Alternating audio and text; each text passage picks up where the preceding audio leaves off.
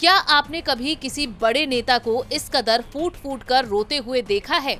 ये है आंध्र प्रदेश के पूर्व मुख्यमंत्री और तेलुगु देशम पार्टी के लीडर चंद्रबाबू नायडू।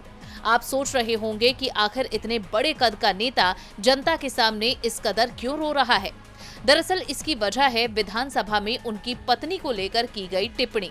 सदन में लगातार सत्तारूढ़ पार्टी वाईएसआर कांग्रेस के सदस्यों के जरिए कहे जा रहे अपशब्दों से दुखी होकर नायडू ने कसम भी खाई कि अब सदन में तभी आएंगे जब सीएम बनेंगे। आंध्र प्रदेश विधानसभा के शीतकालीन सत्र में महिला सशक्तिकरण पर बहस चल रही थी। इसी दौरान वाईएसआर सीपी के कुछ सदस्यों ने उनकी पत्नी के खिलाफ कथित अपमानजनक टिप्पणी कर दी, जिस पर नायडू ने नाराजगी जाहिर करते हुए कहा कि पिछले 2.5 साल से मैं अपमान सह रहा हूं, लेकिन शांत रहा।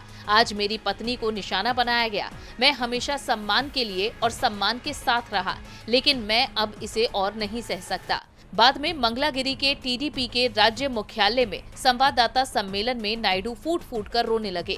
उन्होंने कहा कि मेरी पत्नी कभी राजनीति में नहीं रही, चाहे मैं सत्ता में रहूं या बाहर, मेरे जीवन के हर कदम में मुझे प्रोत्साहित करने के अलावा उन्होंने कभी भी राजनीति में हस्तक्षेप नहीं किया। फिर भी वाईएसआर सीपी मेरी पत्नी को अपमानित करने की कोशिश कर रहे हैं।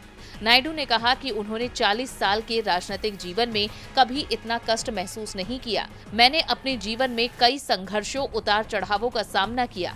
मैंने विधानसभा में सत्ता पक्ष और विपक्ष दोनों में कई गर्मागर्म बहसें देखी, लेकिन विपक्ष को इस तरह से कुचलना अभूतपूर्व है।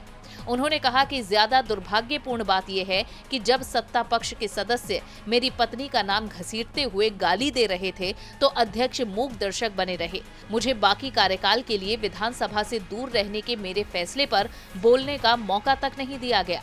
अब देखते हैं नायडू की ये कसम कब तक पूरी होती है। डीबी लाइव की रिपोर्ट।